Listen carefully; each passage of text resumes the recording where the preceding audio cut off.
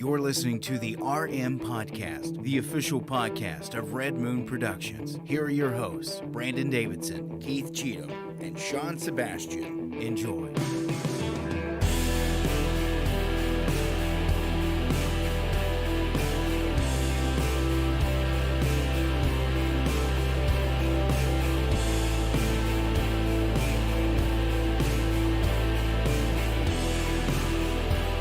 Hello and welcome to yet again another episode of the Red Moon Podcast.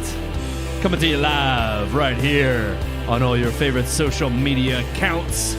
I am one of your hosts, Brandon Davidson, alongside our normal new host, Sean Sebastian. And I don't know who I am anymore. he's lost. Don't know.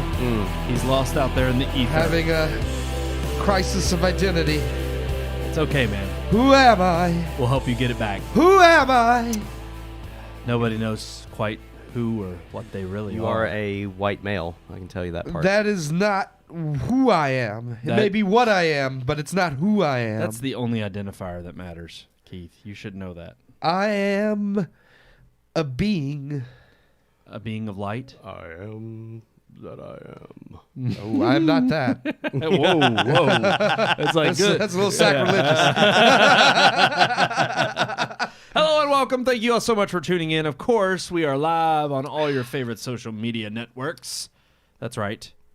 Rumble included. We're still live on Rumble. Yay! Yeah. Rumble in the jungle. Still paving ways for Red Moon Productions to claim all the social media networks. All of the social media. So, with that being said, we got a great show for everybody tonight. Another Oscar review. Yeah, we do. We're just nipping away at all those Best Yeah. Picture noms. We don't have many left now. We don't have many. 3 to go. Yep. Getting down to the Which is wire. funny That's because it. I mean, really, Oscars are in about around 4 3 weeks. weeks. 4 weeks. About 4 I weeks, mean, I'd There he say. is. yeah. Oh, From Sunday. was Sunday. Was the The flag? was It's, just covering up his face a little Oh. bit. yeah. Yeah, It's, you got to watch that, I guess. Yeah.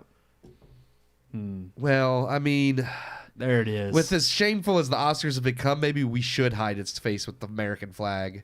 It's like, look. I want it up high like that. There, There yeah. we go. Yes. Oh, There it yeah. is. Oh, look at it. You would never see an Oscar statuette holding an American flag at the real Oscars. No, not No. anymore. Nope. Couldn't do that. Nope. But you know what? We carry on and we continue to give Carry on them my wayward son. criticism where it is due, and we continue to rate these movies as we see them. I think we're going to have an interesting discussion on this movie. It's going to be a good one. Okay. Should we just dive into it? We got great headlines Oh, this coming. is our only review, isn't it? Yes, it is. I forgot because I know like we have some new releases where we've had to double up, but yeah. No, yeah. This is our only review this week. I mean, I don't.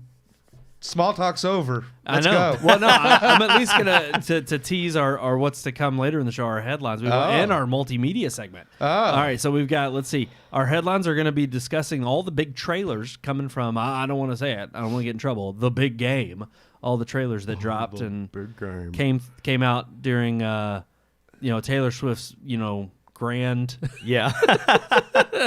extravaganza from Sunday night. Yeah. And then we're also going to talk about Disney losing some subscribers. Yeah. Man, yeah, they're still Wow. on the losing They're end having of some trouble. Yeah, a little bit. Yeah. Even some old news with Iger getting caught with his hand in the cookie yeah. jar. Bobby said some things and some words. Yeah. Bobby. We're pulling it. Oh, yep, not Bobby Kennedy. No. Although he had I don't know, Robert. They never called him Bobby. No. There was a Bobby Kennedy. There was, There is, and technically Robert could be a Bobby. He could be a but he never went by Bobby, so I don't want to say that. Rob. Good old Rob Ken. His dad was Bobby Yes. Kennedy. Yes. Yep, exactly. And that's why he doesn't go by it. He wants He's to- Robbie. Robbie. He's Robbie He's Robbie. Kennedy. RFK Robbie Jr. He's Bobbert. Bobbert. Bobbert Kennedy. Weren't you offended by that ad? No. That was the worst ad I've ever seen. I thought it was funny that he even I was so offended. apologized. He To had no- his family. Yeah, and I'm like, dude, and he was I like, I had no know. control. I'm like, nobody took offense to that. Come Yeah. on. Oh, apparently that his was- family did. well, that's because because they're they all already- raging lefties. So they and already he's hate him. not. I said they already hate him, so they were going to take offense to it anyway. Yeah. I mean, hey, look, the Kennedys already are, I was going to say, heaven forbid his family turn on him and assassinate another one. Yeah. Ugh, Sink that'd him be to the terrible. bottom of the Chappaquiddick. No. Whoa. Hey-oh. Just dark cloud over that family. All righty. He's gonna get Clinton. Oh. Epstein. Kennedy'd. Epstein. Epstein and Epstein. I mean, that's where it's. I mean, you know, he's gonna get Kennedy. they're all different terms, but it's really all the same Yeah. people doing it. Or so do we want to say Lincoln? yeah, Oh. I mean, if we really want to go back to the OG. it might go back He's gonna that get far. Jesus. Ooh, well, No, he's that no would Jesus. that would imply that he's Yeah. some kind of savior. He's Yeah. not a moral savior. Bobbert's not a Jesus. He's gonna get betrayed Yeah. with a Ooh. kiss. Look, we found small talk. Look at that. Yeah, we did. We always It's in there somewhere. there's always a way. Yeah. And then our multimedia segment has nothing to do with anything movies related at all. Maybe I mean, Bob we're Iger talking about was American. literally where this started. Yep. Yeah, Bob And then Iger. we ended up down this like It made no Kennedy sense. rabbit hole. Like how in the hell? Oh. Kennedy. I like. We I went like from the one old school. Bobbert to another. You know. I thought it was a good for someone who's not made a splash in terms of public, Yeah. opinion or obviously put his face on like newscast. Yeah. I Yeah. thought it was a good, Oh, yeah. hey, I'm out there. Especially for the Super Bowl to drop it right His there. family's definitely made a splash before. Yeah, well, ooh, that was good. That was good. I like that one. But no, we also are Splash talking and about the in our splatter. multimedia segment. We are talking about the video game industry. getting Oh! possibly Well, yeah. quite Whoa! a shakeup. Yeah, I know, Wow. imagine that. Be interesting. Are Xbox last days ahead of it? Is No. this the end? We'll see. Don't say nothing yet. We don't know. Spoiler. No. We're going to talk about it. We're going to talk about it in our I'm gonna talk multimedia about segment. you. That's right. But until then, we're going to get into our movie reviews Yeah, and our headlines discussion. So here is our review of the movie American Fiction.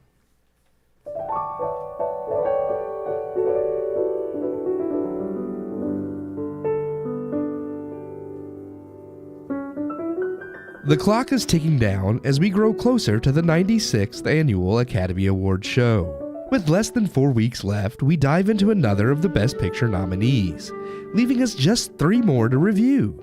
This week we have decided to tackle a film with the usual amount of praise for a Best Picture contender, but one that hasn't quite broken into the mainstream as some of the others have: American Fiction. Written and directed by Cord Jefferson and based on the novel Erasure by Percival Everett, American Fiction is the story of Thelonious Monk Ellison, played by Jeffrey Wright, an African-American writer and professor living in L.A. Monk is a man who considers himself an intellectual, and indeed he is intelligent, well-spoken, and a true academic. Unfortunately, while considered well-written academically, Monk's novels fail to sell well, with his latest novel being rejected by publishers for not being, quote-unquote, black enough. Placed on leave due to a dispute with a student over racial insensitivity, and outsold by author Santara Golden's novel, Weeze Lives in the Ghetto, Monk is frustrated by an industry that propagates black stereotypes for profit. Going back home to Boston, Monk reconnects with his family, where he writes a satirical version of the trite stereotype novels he despises, only to immediately be confronted with the dilemma that the novel he thinks is the worst thing he's ever written is the manuscript publishers want most from him. American Fiction was quite the surprise upon viewing. With Hollywood, you never know what to expect when it comes to a movie so cemented in race. Surprisingly, however, I found the overall themes and message one I could absolutely agree with. The film is very well written and directed, an impressive feat as this is Cord Jefferson's first ever theatrical film, though he has worked in television in the past. Jeffrey Wright as Monk gives a phenomenal performance deserving of his nomination that really drives the entire film, and truly helps sell its theme. The supporting cast likewise, from nominee Sterling K. Brown as Monk's brother Cliff, to Maya Lucretia Taylor as family housekeeper Lorraine, are all well acted.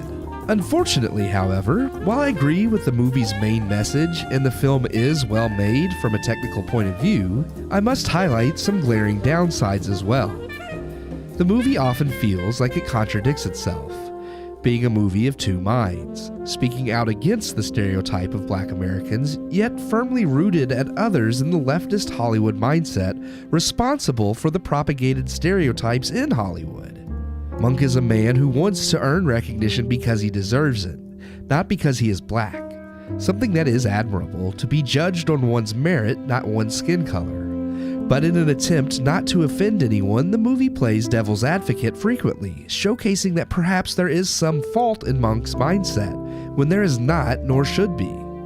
The movie makes fun of the upper elite and those with white guilt, who play up the worst black stereotypes not because they care, but because they are social justice warriors, assuaging their own conscience.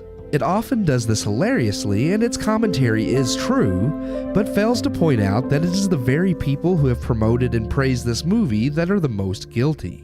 American Fiction is a movie that almost gets it right, half amazing and half eye-roll inducingly cliched, bogged by the piss-poor Hollywood morality. Almost as if Jefferson wanted to tell the truth, but also knew he had to play nice with the Hollywood elites, and sadly this cuts the film's credibility.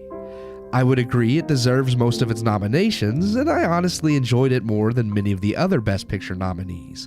But it still feels like a movie guilty of being a product of its time when it came so close to having something timeless to say. I give American Fiction 2.5 out of 4 stars. All right, there is our review. Ooh, I love that smooth jazz. Taking us Jazz. out of the review. Jazz flute. Piano. Need to hear the jazz flute. You said jazz, flute, piano. I was like, we're just gonna go with a whole ensemble? yeah. Well, I heard piano, and I said Yeah. what I heard. I was making fun of Anchorman. He was. I was just saying what I heard. I'm trying to get the Stream Deck going. Okay. So that you could have a soundboard over there. Sound. But no, let's dive into this. Let's talk about it a little bit. We've got our review here, 2.5 out of 4 stars for. Oh gosh, it popped up on the wrong. This screen. was. I mean, I gave it Hey, 2.5. there we go. It's on. But I will say it is. Game over, man. There we go. Game over. That's Sorry. right. There it is. It works. All works. right, so let's talk about this. What do we think about American Fiction? 2.5 out of 4 from you, Yeah, Keith. yeah. Sean, what did you give it? 3. 3 stars. Solid 3. Okay, all right. I ended up settling on 2.5 as well. Okay. Very much on the cusp. I was going to go with 3. And it was only in the last 10 minutes, 15. I'm going to say 15 minutes of the movie that it dropped a half star for me. Just a few. I mean, the overall ending I enjoyed. I liked. I thought in terms of its messaging, it kind of got muddied at the end, maybe trying to either one, say too much, or one, be too ambiguous.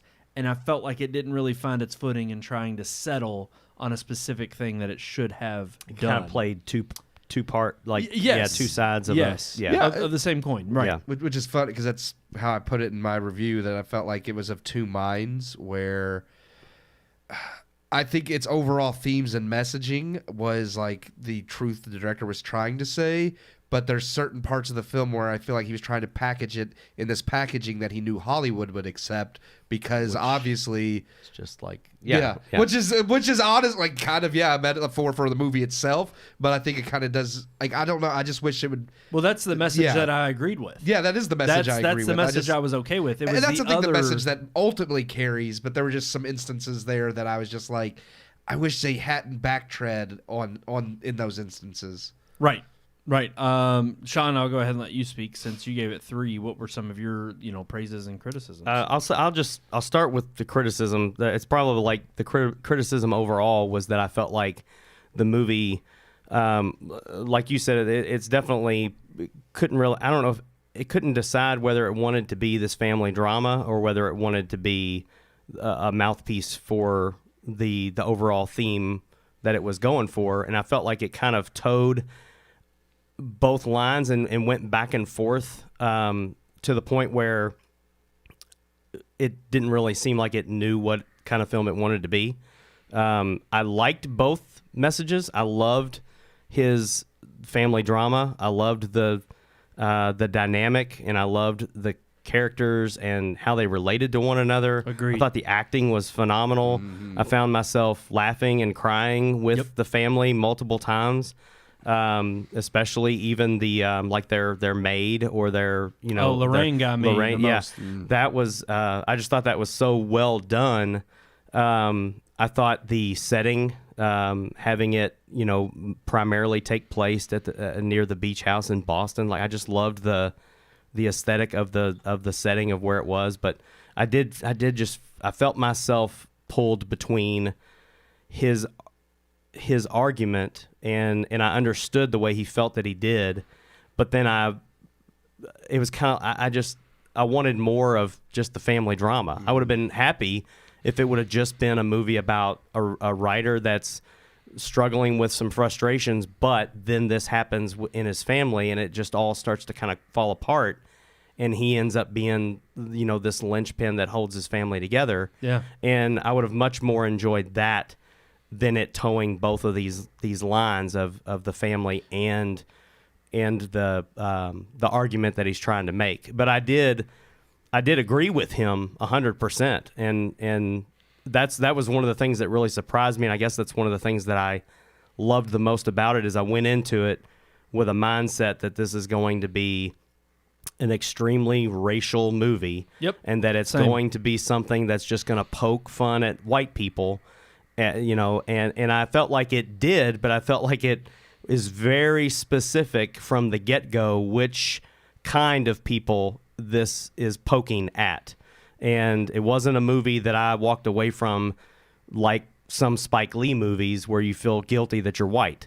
And it's like, this is a movie that I felt like, no, it very clearly points out the blue-haired fairy liberal social justice warriors are the ones that this is pointed at, the ones who have basically invented white guilt and applied it to themselves, so much so that they feel like they have to know the ins and outs of black culture just to feel like they're a part of it enough so that they don't feel bad about something they didn't have anything to do with.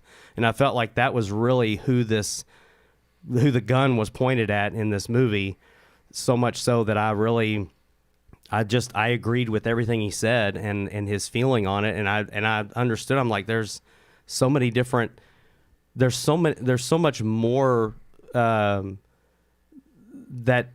and I don't even want to say black people because that goes against the point of the film. There's so much that these people have to offer that it shouldn't be tied to the color of their skin. I hated the fact that he goes to a library and finds his own book in this small little cubby of a section called the African American author section. And I'm like, no, his book should have been with every other's authors. That's right. It shouldn't be segregated just because he's a black author, just like some of these, Academy Award winning directors. It shouldn't be just because she's the first female black or a black female director or whatever. She's just a good director. Right. If she is, that's debatable. Well, and that's, I would say that's where it ultimately is kind of a knock on the chin of thinking that somehow you have to water down the achievement with, some form of, this person would not actually be able to live up to or rise to the standards of meritocracy, simply because they're at a disadvantage in this way. And I think that's exactly what this movie is confronting, is to simply say and put on its face, like you said. I completely agree that what I loved most about the movie is the very opening scene. We get a picture of what he has to deal with in everyday academia, where he's a professor at, and instead of being taken seriously, it's kind of like, it's even in that world, in that bubble, because he doesn't have the same point of view they do, as if he's a victim. He then has to be at odds with his own co-workers and the other members that are the other faculty that are there, and it's like he's having to defend his own ideals of just his own educated, brain against this, this racism that's going on in this atmosphere. And, whether it's the student in his class or the faculty. But I also thought it was interesting that you then immediately see what he's like in his real family life. And I thought, what a beautiful juxtaposition to have the social politic happening in one instance of the film, to kind of set you up on, okay, we don't quite know what this film's going to be about. We know it's going to have some political overtones of what's going on socially and culturally, no doubt. But then, to throw you right into the seat of just his normal everyday life of how, you know, him going back home, him dreading it because of, you know, how he interacts with his family and what his family means to him, how he does love them, but he's always been distant. And you get even that understanding of him and his character, that character arc told throughout the movie of his feelings towards his family and why they are so. And, you know, it's just the beautiful family dynamic to simply say, oh, this isn't the ideal or this isn't the example of a black family. This is a family. Yes, yeah. And that to me was the brilliance of the story in a nutshell. You take this social, academic, you know, crazy world, you know, cultural, political thing that is telling you one message, and then it's completely juxtaposed against the message of, oh, wait, here he is in real life. Yeah. And it's exactly what he's fighting for, is not to be seen but with any particular identity other than just, I am a brilliant mind. Take me for my value in that regard. From a normal working class family. Exactly. And that was and also just to even have his sister who is a doctor, have his brother who is a plastic surgeon. I mean, it's simple. You could easily see, and then but also to show the dysfunction. Not only within these brilliant families, but then even amongst like who their father was and how he was a genius, but then he had his own colored past. And yet you have the family who's at odds of how to handle that now that truths have come out versus how the mom who's kind of struggling with senility and how she's dealing with it and how she dealt with it throughout her life. And just beautiful dynamics in that regard. Like I said, where I really knocked off the half star was the director didn't fully come through. I'm going to say something that sounds a little harsh, and I don't mean this towards the director. I mean this in general of what I think Hollywood is doing nowadays that absolutely kills any kind of momentum a film has when I get to that portion of the film, the latter half of it, or the last like third of it. I can't stand anymore that in Hollywood we can't have a protagonist that you root for from the beginning to the end. I mean, look, I get it. You have character flaws. There's nothing wrong with that. But for a character flaw to take such a blow to your overall theme and your overarching message, it kills the momentum of what it is that you're trying to build up in us the whole way through the movie.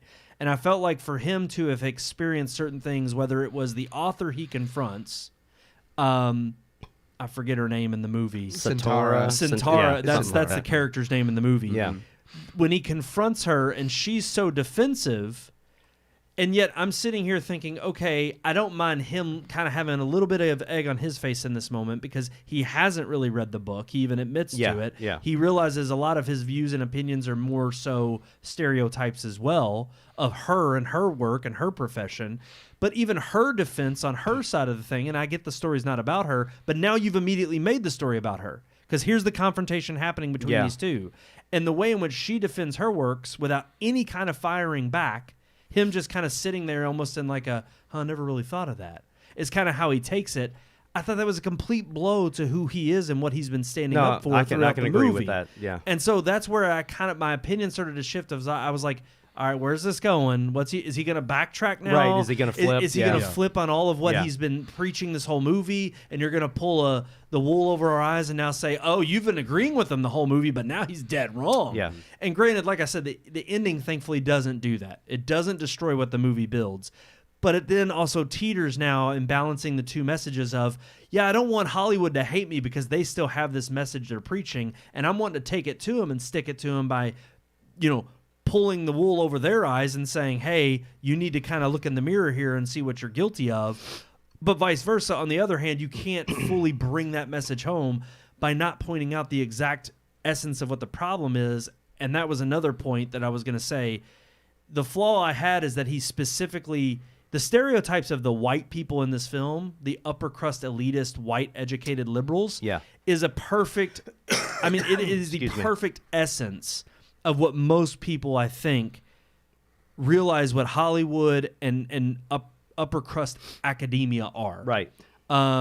Especially the Ivy League types. And that's no doubt who he was going for and who he was mocking. Brilliant. The problem is when you just make it generic, you don't say white leftists, then you immediately don't underscore your very point of the film because you don't want to call every white everybody. person. Yeah. You don't want to. Well, you just don't want to call out the problem. It's literally like saying, to a child who goes and sticks his hand in the cookie jar, like, oh, it was. You shouldn't be doing that. You're going to spoil your dinner, but I'm also going to put the cookie jar over here where you can't reach it because I shouldn't have put it in that place to begin with. That's my fault. It's like you're not really getting to the essence of what the problem is. You're not pointing out and directly saying to the audience, no, here are the culprits of why this is continuing in our society. So again, I was very, very on the cusp because I agree with you, Sean. I mean, throughout most of the movie, highly entertained. The moments with his family are so genuine, and you could easily see that amongst your own family, no matter what color creed you follow. You could easily be encapsulated by the emotion in the family. The scene with his gay brother, when is it Lorraine? Lorraine. Yeah. Okay. When she comes in, and he's distraught because now it's like shame is on his face, regardless of how he's dealing with his gay lifestyle and the fact that his father never accepted him. Right. But then the fact that now he's caught in the very act of indulging in this kind of, debaucherous behavior. It's not that he is fearful or he's fearful of just being gay, but he's feeling like, oh my gosh, they're catching me in this house. This you're talking house, about before the wedding. Right. Okay. At the very end when Yeah. there's two guys in there. Yep. And he's just brokenhearted. Yeah. And you see him like, I'll get my stuff and I'll leave.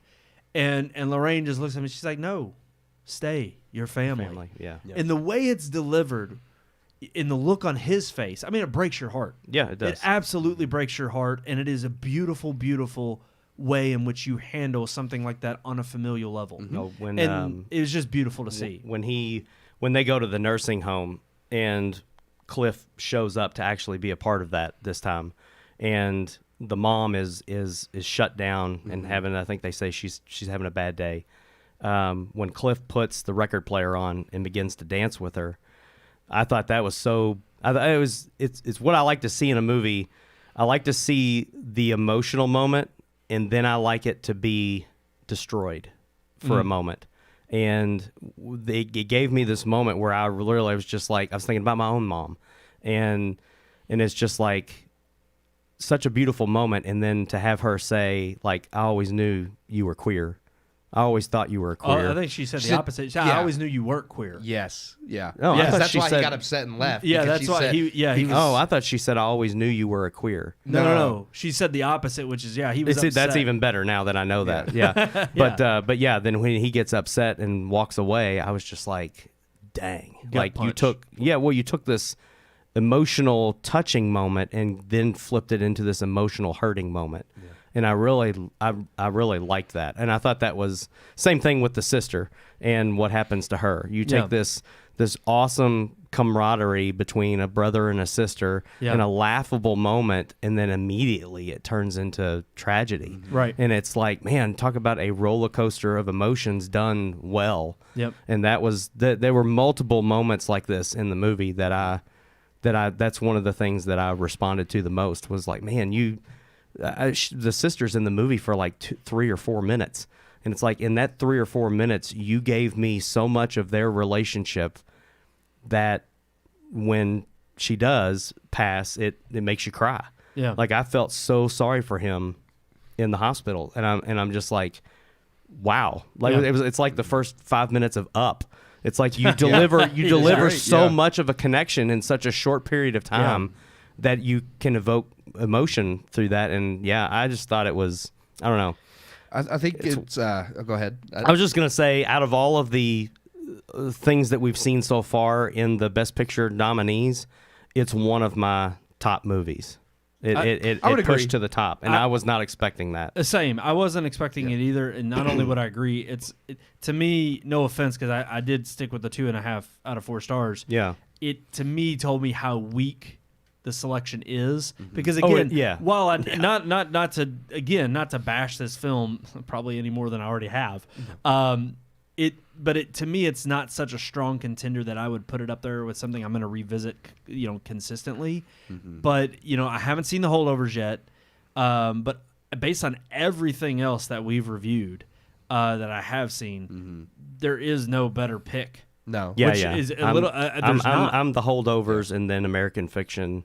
That's my top 2 right now. I would agree with that, actually. I think every nominee, I don't remember if I've looked through all of them, but I know as far as the acting goes, Jeffrey Wright was great. Oh, he was phenomenal. And then Sterling K. Brown was also nominated for supporting actor. That's Cliff. I thought that one Yeah, I he was agree good. with. I definitely think that it deserves the noms based on everything else that is nominated. Like you could say, yes, it's indicative of another weaker year. Yeah. But I mean, there's nothing else.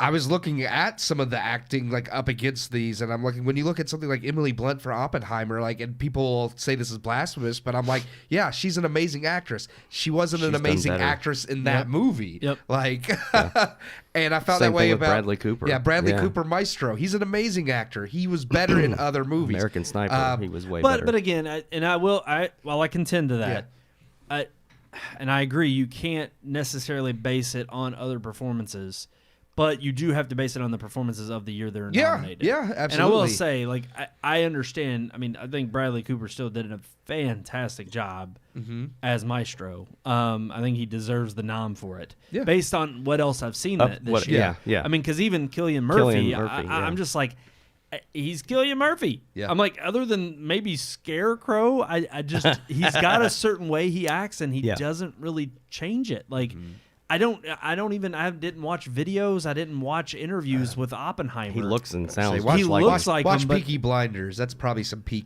Cillian Murphy acting. Okay. Yeah, I And think and he's that's what saying how he compares to the real life Oppenheimer. Oh, you're about Oppenheimer? And I'm like, Yeah, he did a good job. Okay. but And I will. But yeah. I'll not only take your word for it, but I agree. It's like maybe watching something where I feel like, to me, it was almost like seeing Barry Keoghan in Banshees of Inisherin last year. Mm-hmm. And when I watched him, it was just like, I'm not used.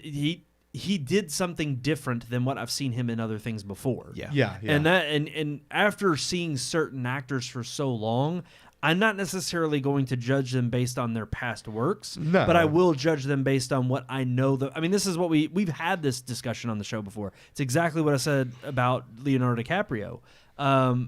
To me, he didn't deserve the Oscar for Revenant. He deserved it for Wolf of Wall Street. Oh, The Departed. Or and even then, I wouldn't say The Departed, but I have to go back and look at the list from that year. I really don't remember who he was up against.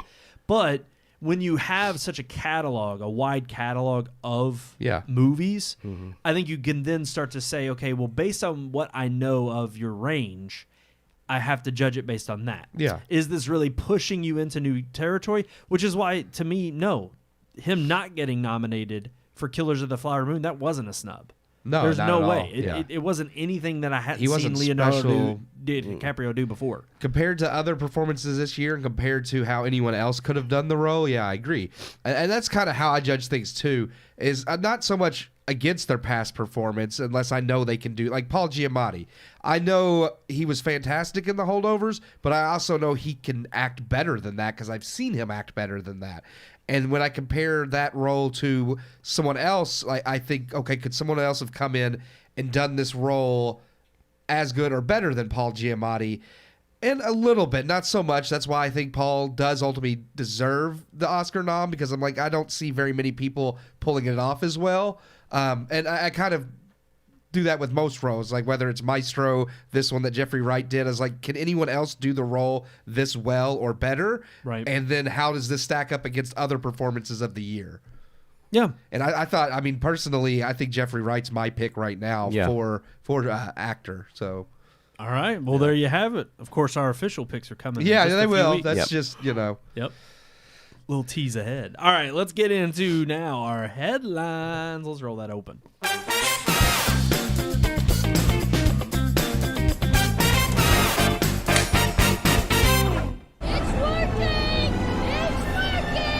That's right. That's going to be back in theaters. It is the May 3rd. 25th anniversary. Yep. That's insane. I saw that and I was like, Doesn't that make you feel old? yeah. Yes, it does. Like, it makes me feel Yeah. really old. I was 9 years old when that came out. Yep. It'll be there in time for May 4th. It's coming out that Friday, which is the 3rd. May the 4th be with us all. Yeah. And also we'll with celebrate it by going and seeing Phantom Menace in theaters. Nah. I won't. Not happening. I'll probably be doing derby crap that weekend. I won't get a chance to that's go. right, yeah. I'm not going to go see that movie in theaters. I'm not either. I honestly, I saw it once in theaters. I'm not going to do it again. I've seen memes though that are just like the same expression that was it Obi-Wan gives when Qui-Gon dies, and they're like, "That's the expression I'm giving seeing this in theaters again." and I'm like, I kind of get the reliving the excitement. And look, based on the debacle of the new trilogy that we have, I actually wouldn't mind reliving some of the excitement of good old George Lucas and times past. Yeah, it has a. If it was any of the original trilogy, definitely. Yeah. I would be on the fence, but I get it. I would rather revisit that than I watched Empire the other night. Oh man! And I'm telling you, that is the best Star Wars movie. Oh yeah, no doubt. It's just a phenomenal movie. Yeah, no doubt. Great. Alrighty, guys, we got some big trailers to talk about from good old. Oh yeah, the good old big game. Any Star Wars trailers? No. No. That's No. because I think they're all I missed a lot of failing. them, honestly. Really? Yeah, because like during the commercial breaks, Well, here's the is thing. when I No. got up to got You food. didn't and miss miss some. any You of them. missed the catch it the online. teasers. Yeah. They were Full all trailer now. Yeah, they were all 30-second ads that said full trailer can be seen online, and I'm like, what's the point of this? I'm gonna be honest, 100%. I have not checked any of those out online. Well, here, okay. Deadpool is the only one that I've seen the full trailer for. I actually 365 million Yes. people have. It's insane. The fastest. What was it? Fastest. I sent the 24 article. hour or largest viewing in 24 hours. Yeah, for most something most dropped on Any YouTube. trailer. Yeah, most viewed trailer in 24 hours. Okay, yeah. viewed trailer. Okay. Yeah. Which I mean is crazy. I mean, I get the hype. Crazy. That's nuts. And it's funny. Some of these though, what's funny to me is even though they're the Super Bowl trailers, I'd already seen. Like they had released them earlier in the week, like that, like not Super Bowl night. Yeah, but you got to understand, and I agree. I agree with you. I mean, for us who kind of follow these things, we're gonna catch them when like certain people release them. The average person. But most people, just like the Deadpool thing. I mean, Yeah. how many people who actually went and watched that trailer even knew another Deadpool was coming out? None of them probably. They saw the teaser and they immediately lost their crap, and they got online probably and watched it during the game. And then it's like the fact that, I mean, most people didn't even know a picture was circulating around the web of Deadpool and Wolverine walking on the set. So the moment they probably heard Wolverine was going to be in it, they're like, "Oh my god!" I was surprised that the title. I was surprised that they titled it Deadpool and Wolverine. Yeah. Well, it's not that I don't get that. It's just that used to there were like they would treat. I mean, I know Marvel especially would used to treat like the Super Bowl trailers like lockdown. Like we don't want anything leaking until that night, so it is a big surprise for everyone. And now some of these places are just like, just go ahead and drop it on the internet, and then we'll still advertise on Super Bowl. They no longer make a big event of releasing the trailers on Super Bowl. And I just think it's kind of sad. It's like, so then what's the point of hyping it up? It is, but I don't think it is in the sense of not only the cultural landscape we live in now of just not only immediacy and trying to be the first one to get ahead and make like a big, again, doing something like Deadpool where anyone thinks, oh, one more second online versus someone they're checking out our trailer first and they're obsessing with it and then But they're spreading it on release social until media. Super Bowl. Like they didn't release that trailer at all until Super Bowl night, and then they dropped it. No. Yeah. Right. I'm just saying maybe for others, their strategy is, and I think that's true. Across the it's board. like when if you already know Deadpool's coming to Super Bowl, you might as well release your trailer a few days early so it gets some views. Well, and I mean, and just I think in general, it's like you're not Deadpool. You're not trying to compete in that route. Because I think it was crazy because I kind of got the hint of this is a little bit departure for movies, but when Beyonce had her commercial. And of course, it was Verizon, and they were all. And she was like, "All right, I got a way to break it." And she was like, "Drop them new songs." And my first thought is, like, Is she dropping like a new album? Is it a new single? Oh, that would be Sure huge. enough, it was a new single. Okay. And I didn't, but it was funny because I checked, thinking it was enough of a tease that I checked right then and there. Not because I'm a Beyonce fan. I'm really not. But I was like, I want to know if like, I must is have missed this. Is this about to blow up? Yeah. It wasn't available. And I swear it might have been shortly after the ad played, and it might have just taken a while for servers to refresh. But I did see it the next day. It was because I turned on my PlayStation, and it was one of the first YouTube videos that was being promoted. Now, didn't his new album also It dropped Thursday. Okay. Before the game, but that was also promoted as doing so because of his lead up to the Super Bowl. Yeah. But I real quick, I wanted to read off the name of all the movies, a link that we're going to have in the description below after the show. It plays them all. Plays them all. 19 minutes of trailers. Okay. You've got Deadpool and Wolverine. You've got Kingdom of the Planet of the Apes. Knuckles, which is actually That's kind a of Paramount Plus series. show. Is it a short series? It's a like 4 or mini 5? series. Okay. 6 episodes. Despicable Me 4, A Quiet Place Day 1, Twisters, The Fall Guy, Wicked, Moana 2, Inside Out 2, Kung Fu Panda 4, Monkey Man, Bob Marley One Love, If, and then Imaginary.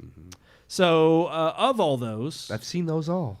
I've seen all of them. There were a few that had some, like even the, thankfully, The Fall Guy had a new one. Yeah. I think they all were relatively new to what's been in theaters, because even the Kingdom of the Planet of the Apes was new. It was different. Yeah, it showed different characters. it did. And it actually so far enticed me more than what I've seen so far. I feel like I think the movie looks good. I still have some problem with some, and again, it's a trailer, so they might touch it up. There's a few scenes where the CGI just doesn't look as good to me as the other movies, but again, that might not be the finalized CGI either. True, because there were some other shots too that I would argue that looked not better than, but on par with what we'd seen already with that series. Yeah, and that series was already spectacular. Oh, yes, yeah. In terms of CG, which is why it would be such a bad thing for it to If be it a step. backtracked, Take a back step. That'd be a Marvel move right there. Yeah.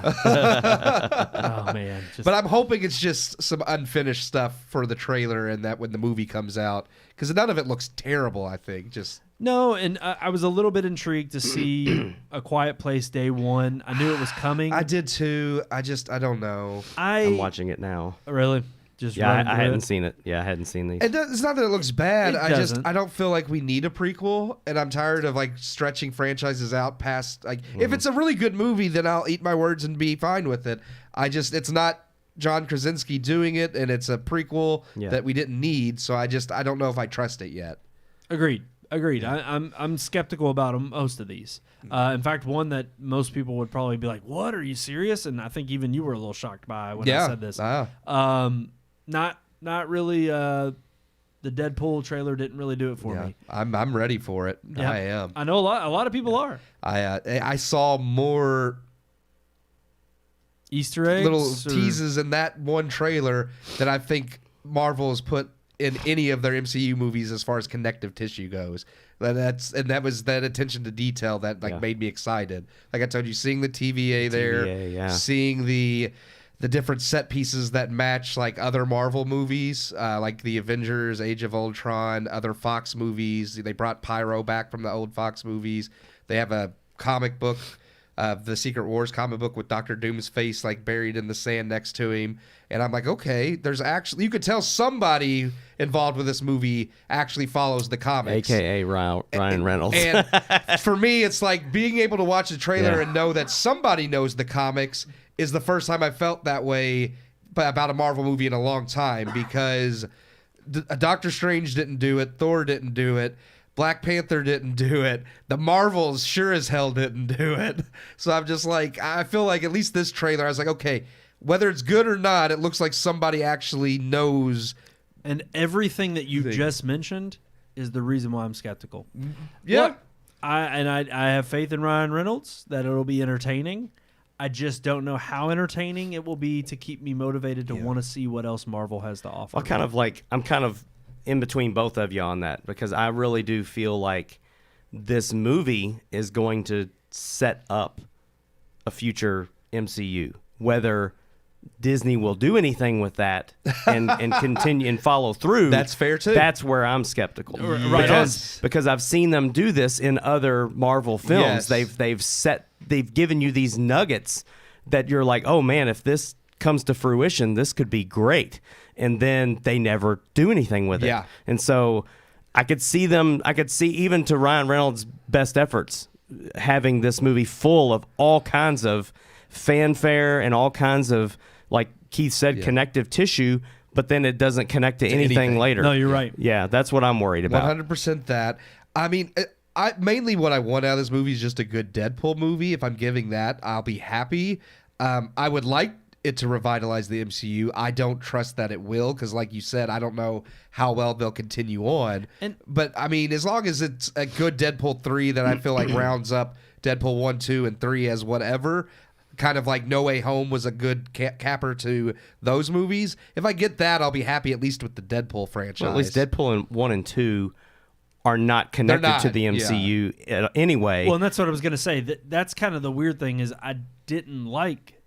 Deadpool 2 was more of the same. Yeah. It wasn't anything that was wholly unique, and I knew they were treading lightly because of what they could offer in the film based on, buyouts that hadn't happened yet. But even then, with this now being wholeheartedly accepted into the MCU, there's still that skepticism of not only the general direction as a whole, but also how does a Deadpool character... and based on what we've already seen come before it, how does this evolve his character for his own franchise, but also how does it evolve the character in terms of going into the MCU and bringing everything together that coalesces into whatever we have planned out for? Because, we still don't know the complete definitive direction. Maybe this movie will tell us of what is the fallout from the Kang Dynasty since Jonathan Majors isn't there anymore. All we know is that it's leading to Secret Wars. It's the only thing they've been open about. But for most people, that means nothing. So, nope. Well, and like you said, even all of the little Easter eggs that you picked up, I'm glad that you're excited. But again, you have to be a comic book fan for a lot of that too. But I'm okay with that because I think the problem is, and we've talked about this endlessly on the show before. The problem is that Disney has worked themselves into a corner where they kept trying to whet your appetite with, you got to keep tuning in for this. This is going to reveal a next big thing. And they kept telling you that every movie when there was no big reveal. And so people who were strung out that long, who were just like, okay, like, what have you done for me lately? I'm sitting here and I'm still waiting and I still don't have... They've kind of not only given up, but there haven't been all these breadcrumbs that they can coalesce into a complete puzzle that they're like, oh, wow, this is all making sense. And it's a little too late. Like, I don't think they're going to do that with Deadpool 3. There are some breadcrumbs, but I agree with you. The problem is that the breadcrumbs they've spread so far are so thin that by the time they get around to pulling them together, because there's a little bit in Doctor Strange, there's a little bit in Ant-Man Quantumania, which there should have been a lot of bit in Quantumania, seeing it was about thing. Well, I'm just saying, considering it was about Kang, you would think you would have gone full in on that movie. But it's like, by the time... Because those movies have been pushed back. They were like Kang Dynasty and Secret Wars were supposed to come out in 2026. That's not happening anymore. So we're going to wait however many more years to see these threads put together. And you got Bob Iger over here promising we need to slow down on sequels and only make better quality movies while they still churn out sequels. Say we're gonna get to Bobby here in just a second. Well, that was different from what we have in the but yeah. But I wanted to bring up one more thing and just in general about the trailers overall and kind of going back to something you just brought up, Keith, because really, for them to drop $7 million on a 30-second teaser just to say, hey, go watch it online. Yeah. One thing I also noticed, and you brought up, was the fact that all of these, whether they were teasing something that, hey, the real stuff's online, all of them were things that most people, if you follow movies, know about. Mm-hmm. I remember 5-6 years ago when, it was a terrible movie, but the Cloverfield Paradox dropped. Oh, yeah. And it was literally like a trailer, and then it was like, boom, on Netflix tonight. Yeah. And it was like, that was whoa, crazy. Holy crap. Like that was, or even certain reveals of movies that were not teased. And it is sad. I don't know if it's sad or if it's just, again, the landscape is changing. I mean, it could be both. That's what I said. Like, I understand the changing of the landscape. Wow. But at the same time, I'm still saddened that I liked the surprise, and I'm sad that that's gone. Right. Yeah. Because there is, it feels like it's become so accepted in terms of we're just constantly shoving our faces with so much content. Yeah. That it's like there's always they're trying all these little tactics to one up, and it's like the Super Bowl now is not. It is the place where all eyeballs now I can't speak. All eyeballs are, that you still are going to have a majority of people who are like, oh wow, I didn't know that was coming out, or oh wow, I'm going to go check that out now. Mm-hmm. So that's why they still pay for the teaser.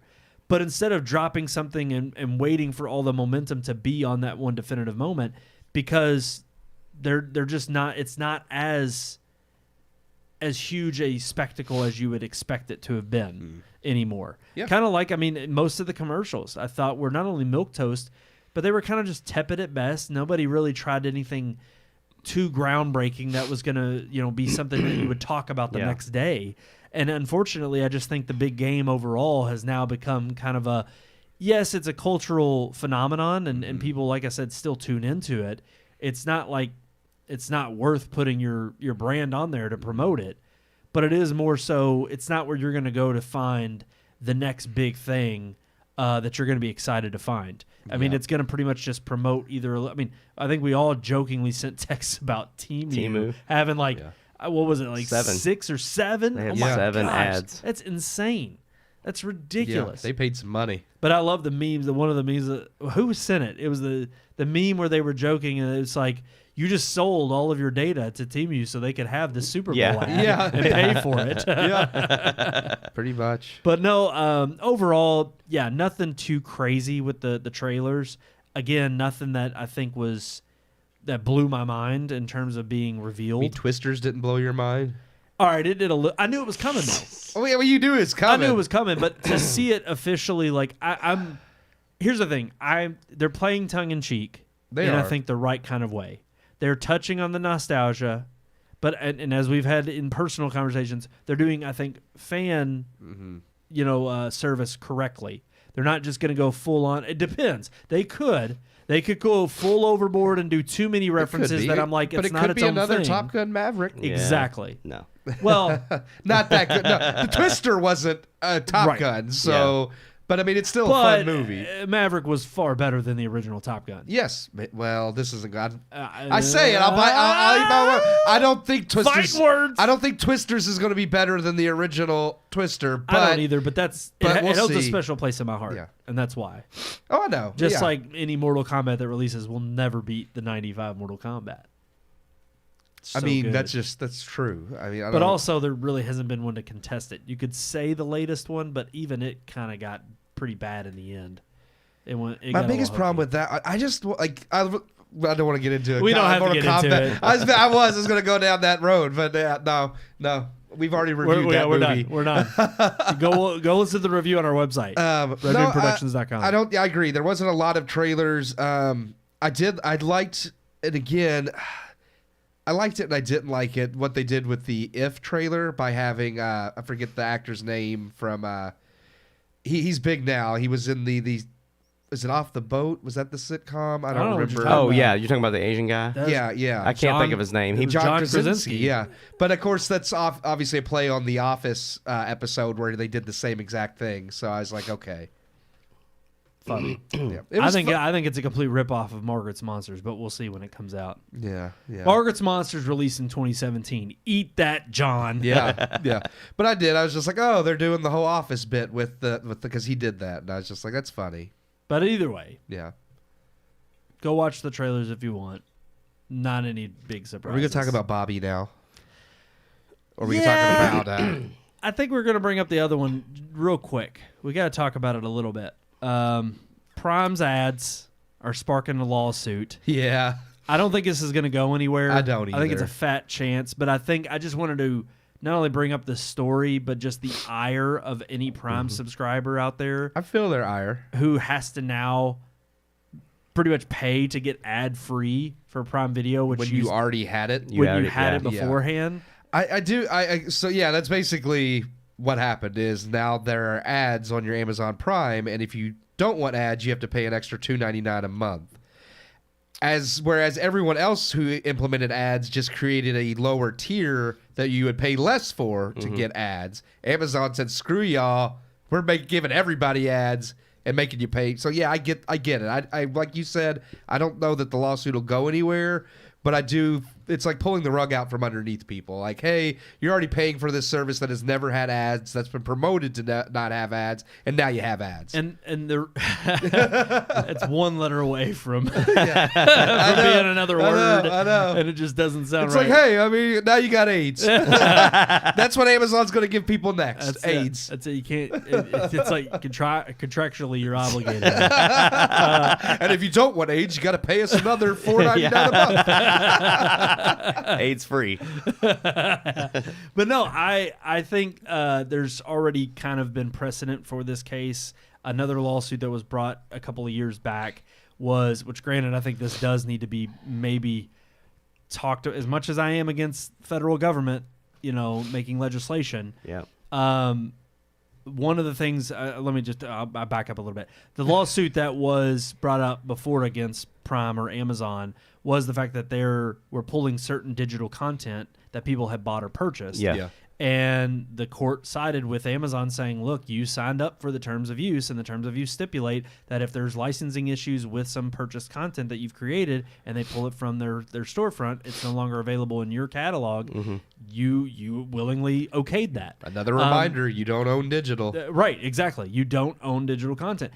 And it's interesting because that's where I say I think at the federal level, I think these things need to be maybe addressed. And to me, and granted, it may change certain copyright laws. It may change in terms of, between the distributor and the publisher. It may, it may come up with new sorts of, payouts and pay structure. I don't care how the businesses themselves work it out, but I think it's absolutely criminal that you can pay for something thinking you own it, only for it to by no means be able or be completely obsolete because the person who once gave you the service is now retracting it. That's you actually had texted, because I had texted you about Funimation. This is an animation app service, but same thing happened. Funimation closed down because they merged with Crunchyroll, and they actually sent an email out to people saying any digital movies they had bought on that app, they apologized because they weren't. You can't. There was no way to transfer that over. So if you bought movies on Funimation and you transferred to the Crunchyroll app, you no longer had those movies because they're not on that app, and you're just crap out of luck. Is basically what they said. They're like, well, we may try to address this in the future, but as of right now, those movies you bought are gone. Yeah, gone. See, there's a solution for this. And this happened when Ultraviolet went out of business. Yeah. I remember. With Ultraviolet, you would buy all these movies on there, or you would even buy the DVD and get the digital code, but your movie you could only watch it on the UV app on Ultraviolet. And so when they were going out of business, they partnered with Movies Anywhere and Vudu and even Apple and iTunes, to the point where any purchases that you made on Ultraviolet, as long as you linked your accounts, you could watch all of those movies on Movies Anywhere or Vudu or iTunes.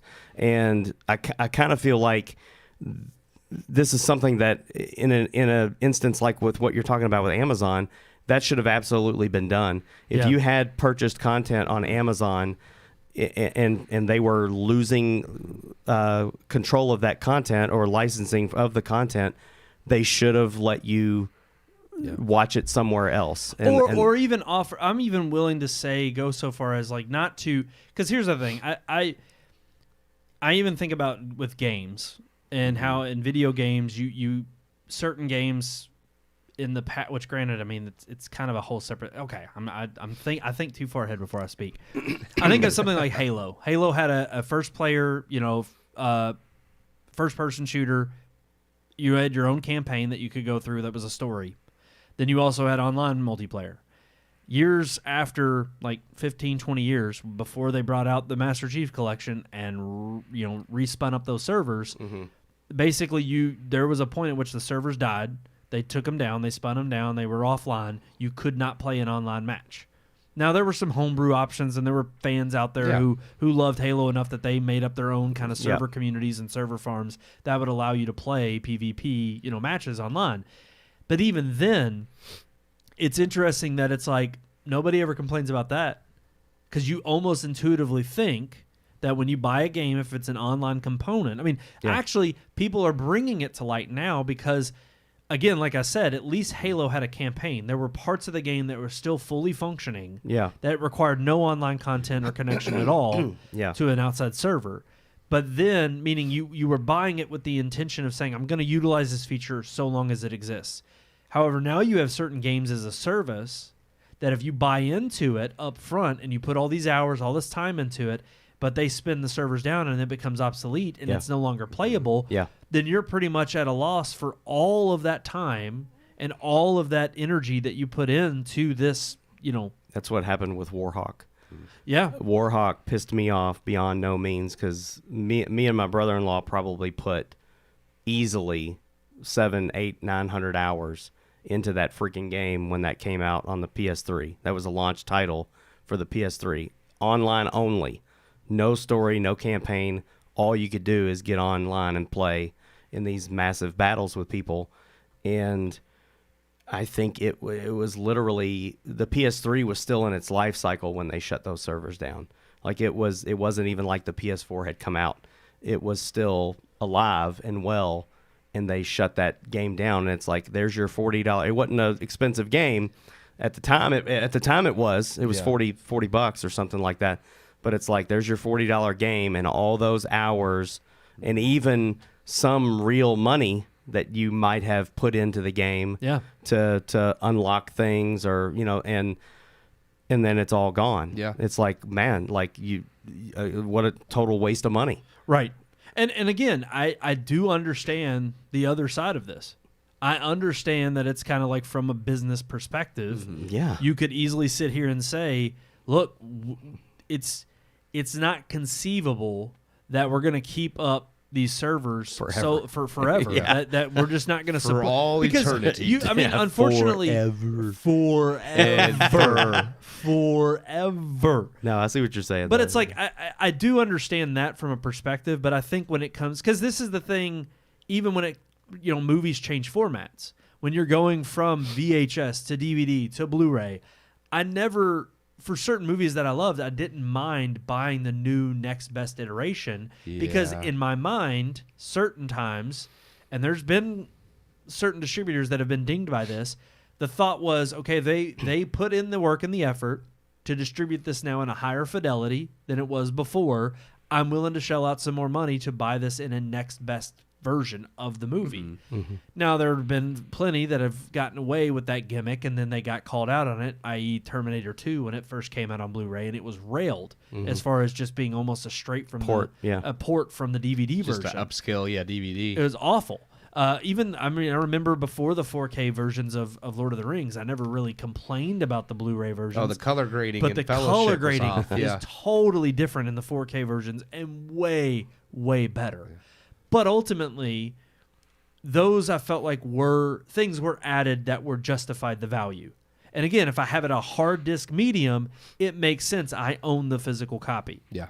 However, when it comes to something like, ads on a streaming service that the streaming service is licensing the content based on who the publisher or distributor is, or even things that they put in their store, in my mind, streaming is separate from if I bought it from your store. Yeah.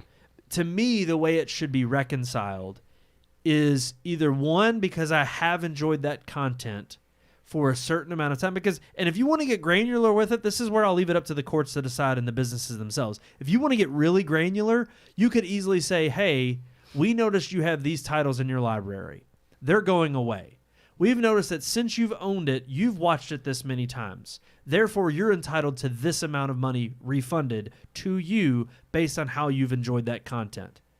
Because I would say, oh, you're available for a full refund. Well, that's going to bankrupt the company. There's no way they can offer you a full refund for something that you bought, especially if you bought it under the terms that I'm basically thinking in terms of like future legislation. Yeah. If they brought this up to Washington. In my mind, I'm sitting here thinking, even if they offer you some kind of, incentive to say, we're taking this away from you because our partnership or our licensing agreement with this company ended, so we therefore can no longer host this on our servers legally, so we're going to pull it. However, we're going to send you a refund of this amount or this value for this particular title, or we're going to credit your account that you can spend on Amazon Prime. Yeah. They love doing that. Or even say, we sell this item as a physical edition. Would you in turn like a physical copy of this version of what you purchased in essence? That to me would be a complete trade-off, and I'd be okay with that. But of course, then you're talking even possibly more money being spent because now you are getting rid of you gotta get physical rid of, volume, and that, depending on the price of the volume and how rare it is, Yeah. that could be really expensive as well. Yeah. But there's got to be some kind of solution to purchasing digital content and it being hosted. I mean, I remember when PT came out on the PlayStation. Oh, yeah. Yeah. They pulled it from the store since it was teasing a game that was canceled. Yeah. But they did not delete it off of your hard drive, even though they had the power to do so. Yeah. They could have Yeah. they could have turned it inoperable It's like on as your long own as you physical didn't hard delete drive. it's on there. Right. Forever. And now they're going on eBay. PlayStation 4s with PT I still have mine. on them. Are you serious? Yeah. Oh, yeah. They sell for a Dang. lot of money on eBay because I've it's still only, got mine. it's I the deleted only. mine. It's one of the only Really? ways you can get Yeah. PT. Yeah. Wow. Yeah, I've still got it on mine. Yeah. But yeah, it's. I think.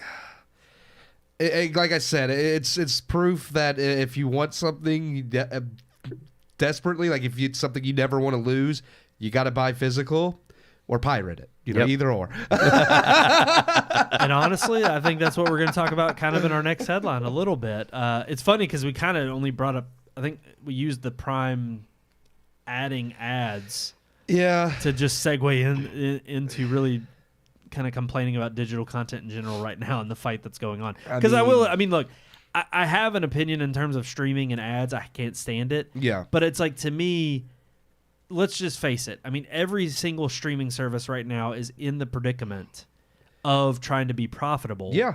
While also maintaining original content on their platform and offering up other services. The beauty of Amazon Prime was that it was always bundled in with these other great benefits. Yeah.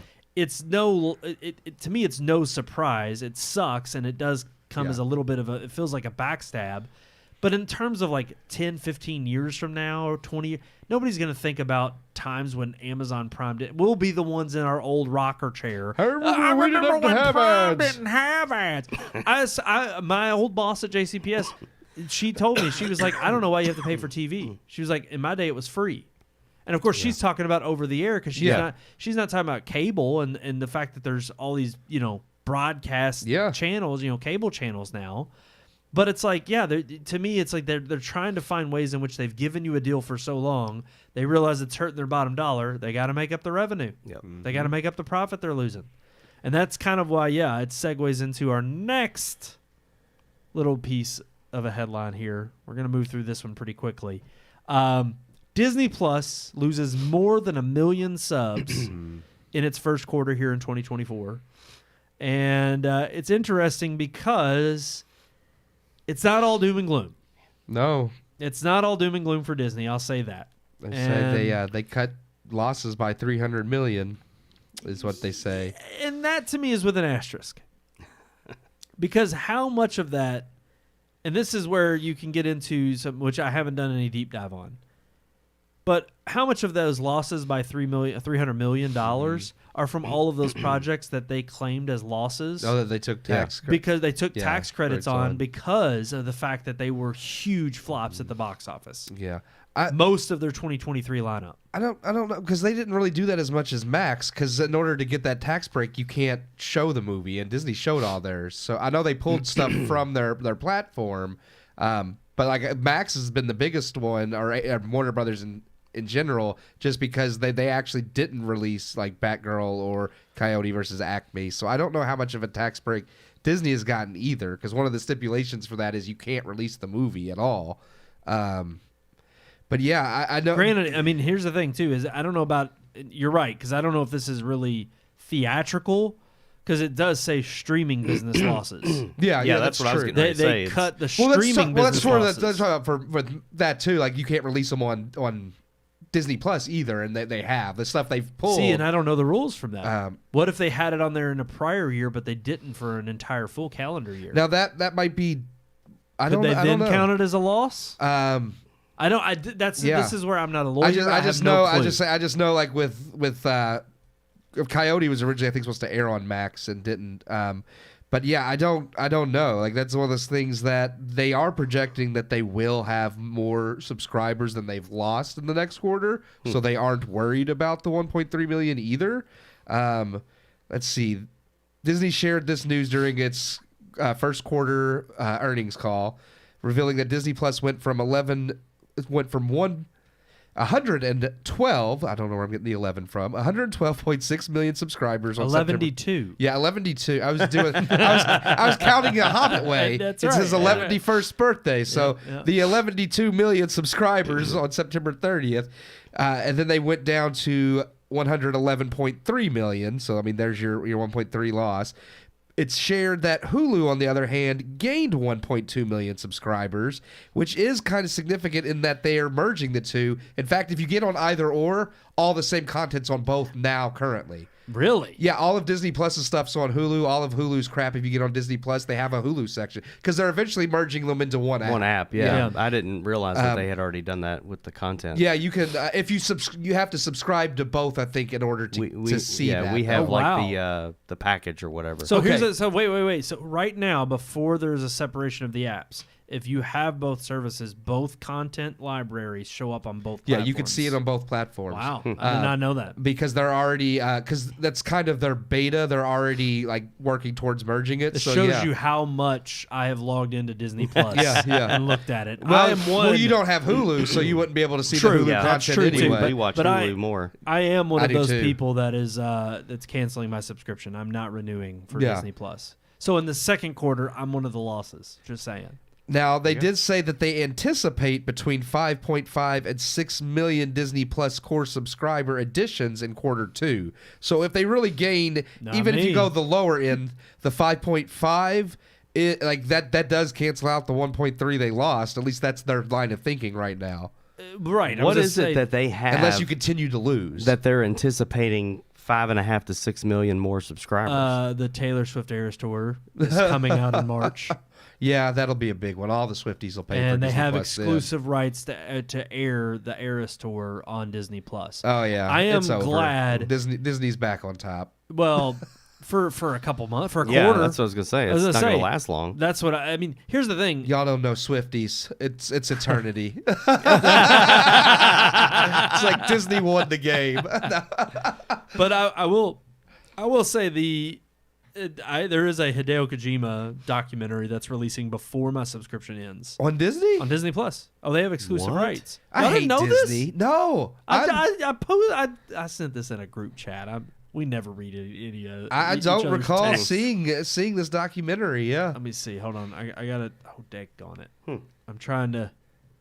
I'm gonna try to find it here. Hold on. Hideo Kojima documentary, and it's on Disney Plus. It's called Connecting Worlds, and it comes Interesting. out. Oh gosh, when does it come out? It doesn't. I can't find it real quick. I'll watch it for sure.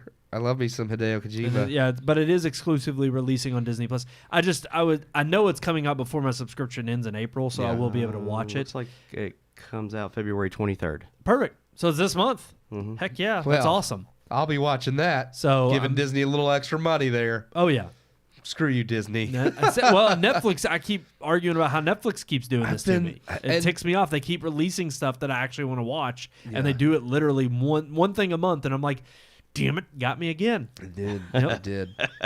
But yeah, they did do a price hike on the ad-free plan. So again, if you don't like ads, you have to pay more. That's $13.99 a month now, where it was $10.99. Well, and here's the thing. I know, just like Netflix, Disney Plus is going to pull me in every once in a while because I'm going to get a hankering to watch something. Yeah. Or they may even win by the fact that I'm like, okay, I will finally cave and buy Star Wars, or at least like the original 3. Yeah. Not the original 3. Sorry, it's so weird. There's the episode 1 through 3. I'll say it that way. But even then, like they're not going to completely. Like every once in a while, I may tune in for something that's on there, especially like an old show or something. This is part of the reason why I haven't gotten Paramount Plus, and I'm surprised because there's a lot of older content that I grew up with that's on Paramount Plus. Yeah. But it is interesting that even through all of this, Well, if you wait long enough, it might be merged into Max. So honestly, that's right, yeah. would be I'd be fine with that because that's paid through AT&T for me, and Yeah. I do watch Max. I do wish for they- now, I one wish- more merger, and they might just be like, okay, know we're it. done with this. I'm waiting for it to go away. And that's the weird thing is I think we're seeing the coalescing of all the different mergers and really the because you just can't have it completely chopped up this much. I think that was a pipe dream for every studio to have their own streaming service, because now they're all beginning to realize that, again, you have to constantly put in new content on there. It costs a lot of money, and then you have to find that sweet spot of how much customers are willing to pay you, because you can't keep hiking it up forever, and they're going to start canceling and going with other services. And yeah, I just think it's a thing where we're starting to see this kind of conglomeration of like a new form of cable, but it's streaming services.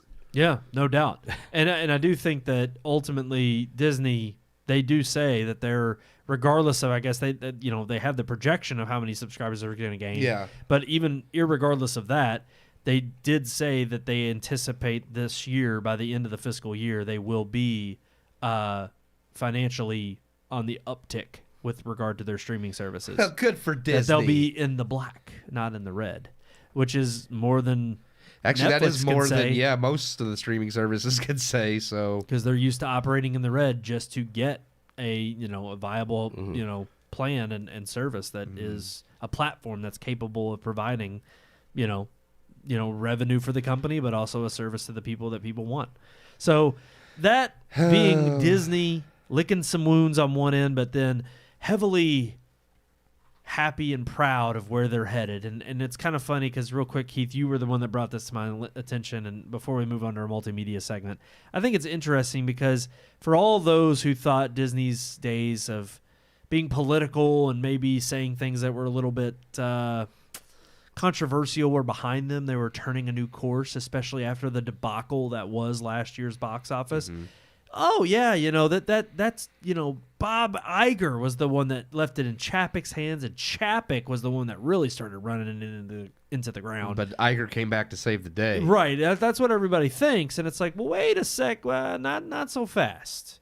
So if you wanted to, I don't know, Keith, you were the one that read this article. I just thought it was funny because, let's see, we pull up the, I forget the guy, Christopher Rufo, who's also the same guy shared on X that he released the video about the gay agenda and gaying up Disney, all the corporate people that say, oh, no, we're intentionally making these movies. He now released another video from Bob Iger right after January 6th. I've obtained exclusive new video from Disney marking the exact moment the company decided to become political, days after January 6th. So this is Bob Iger in a video. These are his words. Presently, he claims they want to steer clear of politics. Before, though, back when January 6th happened in 2021, he had a different attitude. He said, we've kind of shied away from politics, and in doing so, I think we've shied away from talking about issues that aren't political at all. Now, I get his point there, but then the things he begins to discuss are political. Iger began arguing that people were so afraid of what might be considered political, they avoided what he believed to be important but apolitical topics. Because we believe in doing so, maybe it looks like we were taking a stand, but in that reality, we should be taking a stand, he continued. By the way, I take responsibility for this. Oh, yes. I was CEO for 15 years, and so I managed the company's public-facing processes and how we were portraying ourselves. So he's saying he didn't do enough in the past. That's not political on our part at all. We know that what we saw, he's talking about January 6th, we know that what we saw was fundamentally wrong, and it was rooted in hatred, disrespect, and contempt and intolerance.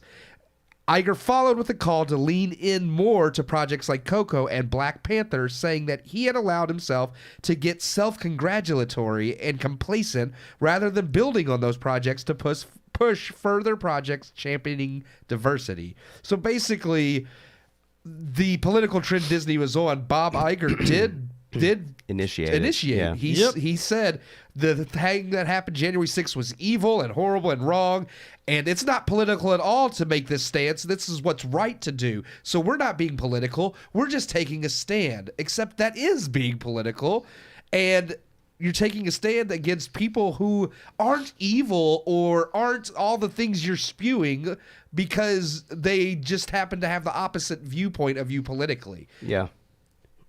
So, yeah, I just thought it was funny that it's like, oh, for all his talk now, Bob Iger was the one that set Disney on the course they're now on. Yeah, no doubt. And we talked a little bit about it back when all the news broke, especially when Chapek took over, and it seemed to be dwindling and spiraling out of control and getting worse. And yes, while we even on this show blame Chapek, because again, he was the CEO at the time, clearly the strings were being pulled, not being pulled at behind the scenes, but being pulled in that direction long before Chapek came along. Well, again, when you see all the creative talent that was sent packing from Disney, Yep. It's easy to see where it all started. No doubt. Alrighty, guys, I think that's going to do it for our headlines topic. Let's move into now our final segment. Like discussion segment. I didn't know what I was going to say. I lost my words there. Every once in a while you get a brain fart. You're supposed to play it after. I play it when I want. Don't play it when I roll the open. Don't you do it. Here's our multimedia segment. He's going to do it.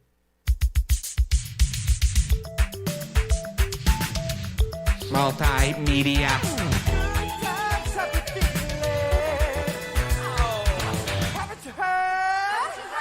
Multimedia. He's got it. There's his finger. I know he's going to do it. Look at him. What'd you do? Tricked you. See, that was good. Yeah. Threw a new one in there. I like that. Curveball. Wow. Yeah, we got some good ones on there. I like that. See, you got to mix it up every once in a while. You know what might be working on a PlayStation soon? Oh, that was a good transition. I like that. That was good. Good Halo. segue. Oh my gosh. Maybe. I wasn't even going to start with that one. My gosh, hold on.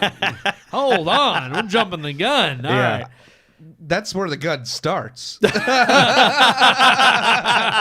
Actually, they did a poll, and PlayStation fans are actually more excited. Gears. The title that they would be most excited about having on PlayStation is Gears of War. Oh yeah, and I'm with you. I mean, look. Okay, so look, let's rewind it a little bit. Yeah, rewind. So last week, sometime.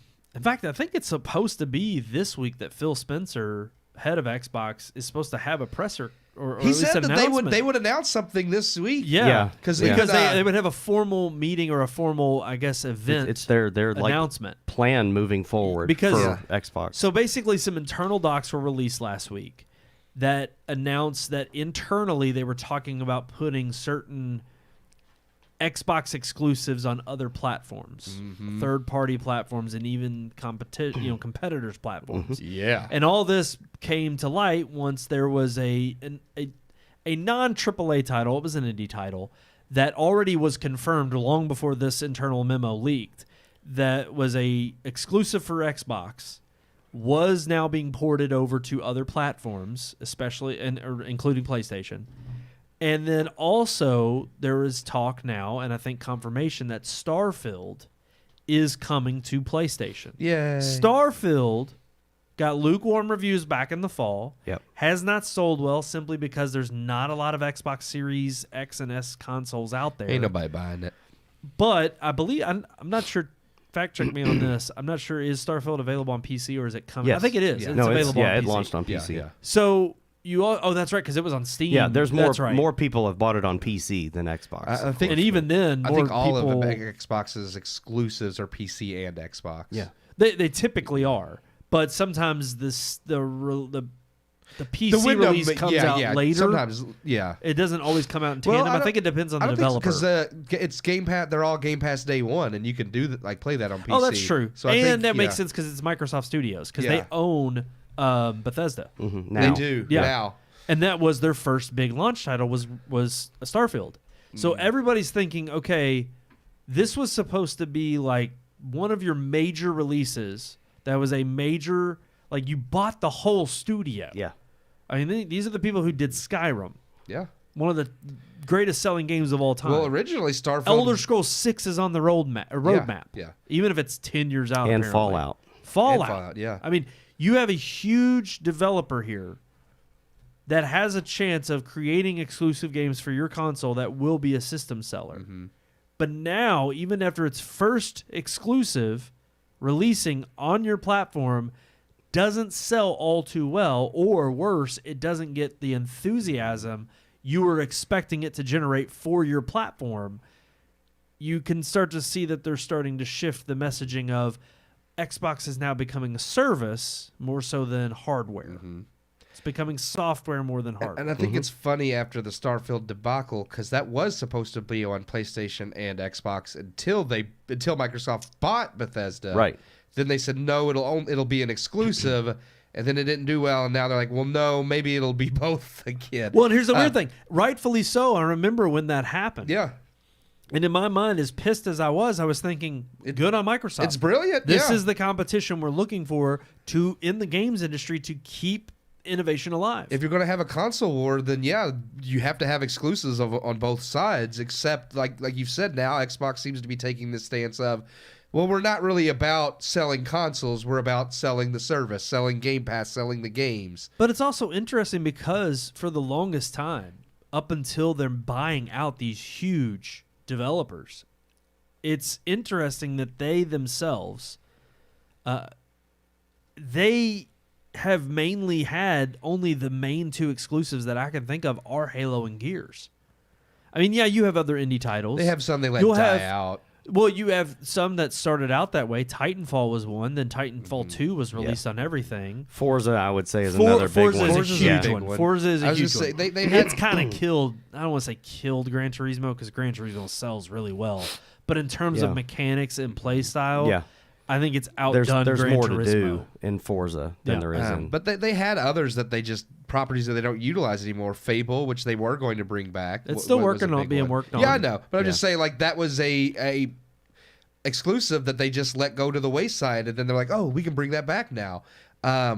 Was Crackdown an Xbox Crackdown exclusive? was Xbox exclusive. That was a big Sunset Overdrive. I remember Crackdown being huge, and then the last one was garbage. Sunset Overdrive was, I think it was a Sucker Punch game. Yeah. Until Sony bought out Sucker Punch. Yes. Yeah. Oh, yeah. Yeah. So, I mean, which, granted, it's still an Xbox exclusive, but it's like all of their major first-party studios, or when they became first-party studios, other than I mean, major successful ones being Forza, Halo, Gears, that's it. Mm-hmm. Most everything else has been like either third party or multi-platform. Yeah. So it's like, if that's the case, I mean, it really does beg the question. I mean, is this the end of Xbox in the sense of, does it become just like Xbox, Live, Game Pass? Yeah. I honestly, I don't know. I mean, we'll find out at some point this week.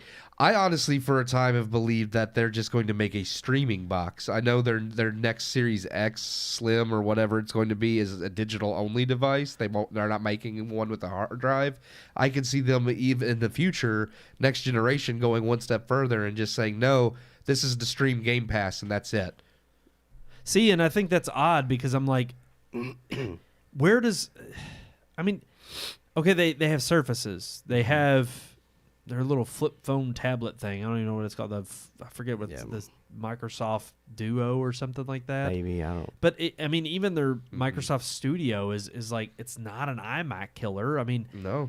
They've gone in so many different directions with hardware Surface is probably their most successful hardware line.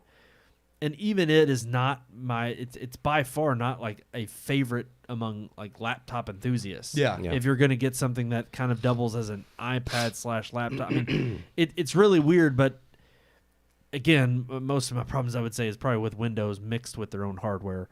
But the weird thing is I feel like Xbox hardware has always been the standout amongst Microsoft hardware. It's been like the only thing that they've made that's actually really well made. And yet almost ever since the 360 era has passed, the debacle of a launch that was the Xbox One that immediately cemented them in behind PlayStation, it's like they just have not been able to recover. Yeah. And the Series X and Series S, I feel like, while wasn't a bad idea, I think the internal downgrade of, hardware in the box itself for the Series S to then and also removing the disk drive and saying it's a digital only, I felt like most people were kind of like, how is this even an entry point into wanting the next gen gaming experience like right out of the gate? I could see that as maybe like year 2, year 3 launch and saying, hey, it's going to be really cheap, and granted it still offers all the same catalog of library that you already have or that you want, but then you loosen the specs to get the lower price point. But even from a PlayStation standpoint, it's like it came out with digital only and a disc, but that was the only difference out of the gate. And I just find it interesting because I'm like, you already have this instance of you are a software company. And your bread and butter is how you modify your software to work on platforms across all types of instances. One, Steam is huge. It's a huge platform in and of itself on, running on Windows, running on Mac even. Yeah. I mean, granted, depending on what capability games can run on Mac hardware. But even then, it's interesting because Steam, I think, has taken a little bit of that glory that Xbox has somewhat reclaimed with their own offering of just being able to get PC games in general, and you download it and it's playable, whether it's from the Microsoft Store or Steam. But that's where I'm kind of like, what do they have going forward, even if Xbox is a service, except for the first-party exclusives? And yeah, that may be enough for just a software side of things and not to support a hardware side of things. But yet, the hardware they were putting out is just basically a PC anyway. Yeah. So why can't you just build your own freaking mega powerful PC that you can run these games in ultra high spec on, and then either buy it directly from the developer or go and download it on Steam? I mean, again, what's the angle here? I don't get it from Microsoft. I really don't know. I mean, I couldn't say. That's why I said we'd have to wait to see more from what they release. I do think just they're going all in on Game Pass more so than just the console itself. Whether that means they try as hard as they can to get Game Pass. They've been mentioned Nintendo in the past. They mentioned trying with Sony in the past.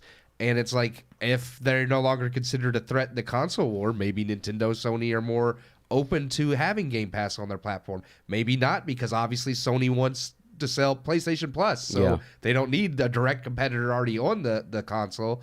It's just interesting to me that the idea that they're going to make Xbox exclusives available on all systems just kind of screams that, hey, we're not getting the money we thought we would selling consoles. Let's sell the games and get the money that way. Well, even when the prices for PS5 and Series X were announced, it was clear that they're not making a huge profit. In fact, I think even the Xbox at one point, they were at a loss. Yeah. They're making an $800 machine and selling it for $400.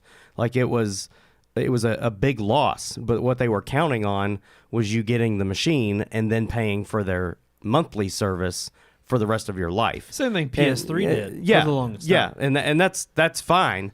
I think at some point though, I would agree with you, and in a sense that I think maybe even PlayStation eventually, hardware is not going to matter as much as long as your hardware can connect to the internet and have a good enough speed to stream.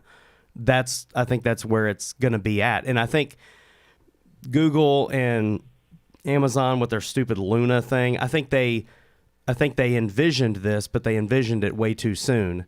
I think they envisioned the what was the Google thing called? It was a Stadia. Stadia, yeah. So the fact that you don't have to have a $500 device on your TV stand, power. You just had the power, right?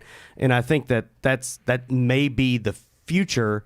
I don't think it's quite there yet, and obviously it wasn't there with Stadia and Luna, but I think that's where I see it going. I think too that the reason PlayStation, I think it kind of sucks because what I would love, for one, looking ahead, absolutely Gears, Halo. If Halo freaking drops on PlayStation, that is not only going to just be an absolute mind-blown moment of seeing that. Just growing up knowing that was what sold consoles for Xbox. Mm-hmm. Yeah. From Xbox to Xbox 360. It would be mind-blowing. But also, and what I absolutely buy them. I already have the Master Chief Collection on my PC, but I would buy it again on PlayStation in a heartbeat because it's far more comfortable to sit in my recliner. Playing on a 65-inch TV is absolutely way better to enjoy it that way. But I think Microsoft kind of gambled. Look, no doubt in anybody's mind they've got deep pockets. I think they gambled a little too late.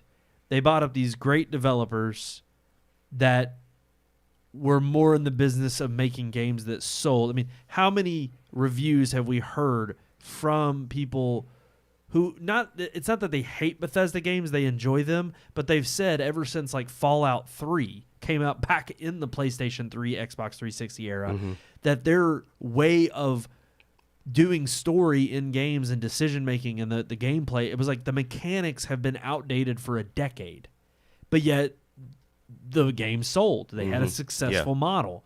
So it's like, if it ain't broke, don't fix it. But then you have Microsoft come in with their big cash book.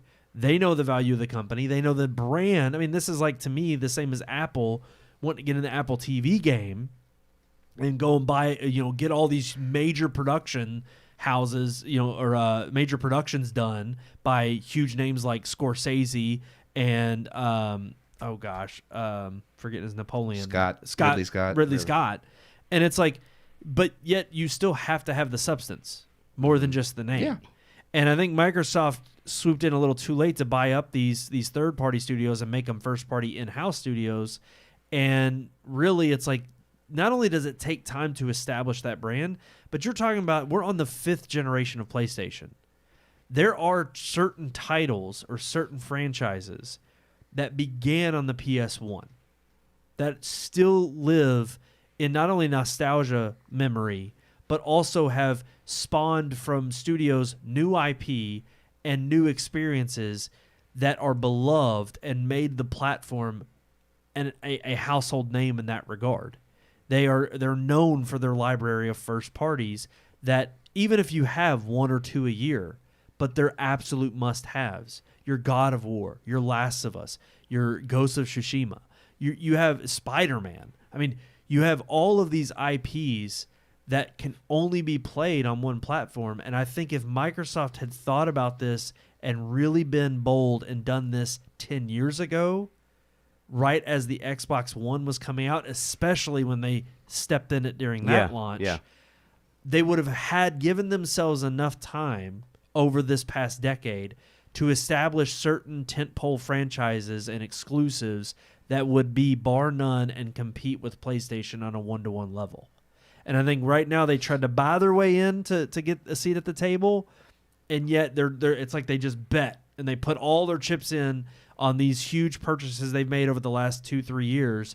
And I think when you've had just so-so game after so-so game released from these third-party studios, you realize that, these are not the first-party studios that we got under the Microsoft banner, as they were the third-party studios when they had grit and they had something to prove, and they were making games that were for the fans and for people who would, it's like, no, once the payday came and once they kind of became and the studio ballooned and Microsoft swooped in and got them while they were hot, it's like, they've kind of sold their soul and their identity isn't there anymore. And I don't know. I think it's a little too late. I think Xbox as a service is a good idea. I mean, I really liken it to Sega, what happened with the Dreamcast. Oh, yeah. PS2 came out and just trounced it. The Dreamcast sales dropped, and Sega pretty much just came out and said, all right, we're going to be a publisher. We're not going to make consoles anymore. We're going to develop for all platforms, and we're going to sell Sonic on every single freaking screen you can look at. Yeah, and there's money to be made that way. No, absolutely. I mean, that's what I'm saying. Absolutely. That's, to recoup what they spent on Bethesda, you would almost have to put it out on every platform. In fact, I think you can. Correct me if I'm wrong. There is a Game Pass app on the iPhone, isn't there? Yeah. And you can stream your Game Pass games to your phone with like a backbone. Your iPad. Yeah. You can stream it to your iPad and play with a controller. I've done that. I've played on my iPad. So, I mean, there's easily benefit to them providing it as a service, and I just think Xbox as a whole goes from being hardware to software. It'll be interesting because I still think even in those terms, because if you think of what Game Pass is today, it's a lot of great deals just like PS Plus where they have third party included. You still have to have a library that's worth having a subscription for. Yep.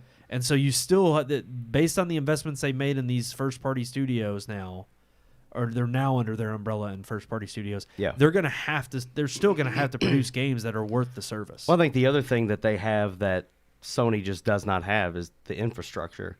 I mean, you can play without any hiccups Xbox Game Pass on your iPhone, but you can't stream PlayStation games on your PS5. Very true. Without it being in 720p and it's stuttering terribly. I You're playing remember at a 15 FPS. They shouted from the rooftops when they bought Gaikai back in the PS4 era, and it was like, oh, it was going to be a revolution in game streaming. And I'm just like, no, the fact that, I can't stream. You can't even stream remote play in higher that's why they brought 720p. out the PlayStation Portal. Yeah, so you got to buy that's a whole, selling great. Yeah, you got to buy a whole. Well, and the fact that now even, which we don't have to get into this, but they're even talking about another PSP. Yeah. I'm like another portable version to the Vita. But an actual and I'm like, so It's basically supposed to be you're a PS4 in your pocket is what they're saying. You're gonna pretty much just render like anybody's PlayStation Portal obsolete. That's great. Just ridiculous. That's So I think we kind of summed it up there. I think Xbox is going to become more a service than hardware. Tell us what you think, though. I'm looking forward to it. I want to play Starfield so bad, but I don't have a PC I can play it on, and I don't have an Xbox. I don't want to pay for Game Pass to play it on my phone. Now, if Game Pass, I could play it on my PS5 on my 85-inch TV, sign me up. Yeah. But right now, I can't play it that way. Right. So it's like Starfield, and then, of course, Elder Scrolls was going to be a sore spot for me, because when Elder Scrolls 6 comes out, I was kind of with you. I'm sitting here thinking, I am not buying an Xbox to play that game. Well, and it's weird because I was waiting for one game to be a system seller for me that would make me pull the trigger and get a Series X or whatever console they came out with. And then they haven't. But that's the thing. And then be able to get the back catalog of those other games, like the Halos and the Gears. Heck, I friggin' bought my boss's old Xbox 360 just because I wanted to play Gears. And thankfully, I got it in time to where I could buy all 3 Gears. Mm-hmm. I'm not talking about Gears 4. I know it's included, but it's kind of apart from the trilogy, I guess. But I was able to buy them on the 360 store, which is shutting down in the summer of this year. Mm-hmm. So it was like I was able to get them real quick and snag them, but it's like if I had an opportunity to buy them on a platform that I know is current and also it's fidelity is better. You know they'll be remastered. I mean, I would much rather, do that. But while I kept waiting for that game, it just seems like I think Xbox has really let me put it this way. I think the marketing in terms of even this generation, they have done their best. I think they have put out their best. I think they have tried as hard as they could to right the course of the debacle that was the Xbox One era. And I think they tried everything they could to get people amped up and excited for what was to come. But sadly, the first-party exclusives that were promised, they have not delivered in terms of quality and obviously not in terms of quantity that have made them, happy about the purchase they made of those developers. And now they're kind of in a boat of like, we've got to figure out a way to make money. The best way to make money is to take this and put this content out there where we know it will sell, even if it's half-baked or even if it's a 7 out of 10 or a 6 out of 10.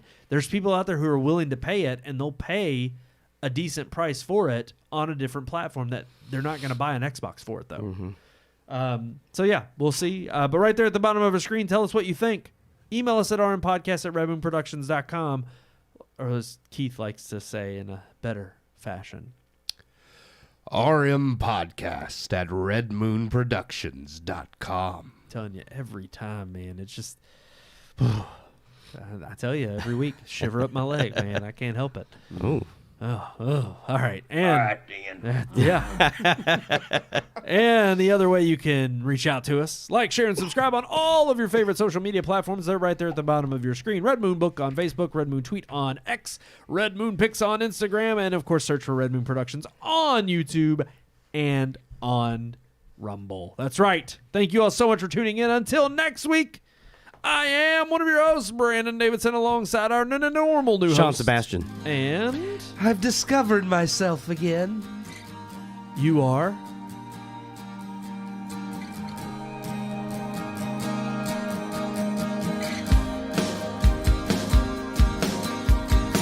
We hope you enjoyed this week's episode. For more reviews, previous podcast shows, and everything Red Moon, visit our website, redmoonproductions.com. You can also like us on Facebook or follow us on Twitter by searching for Red Moon Productions, LLC. We'll see you at the movies.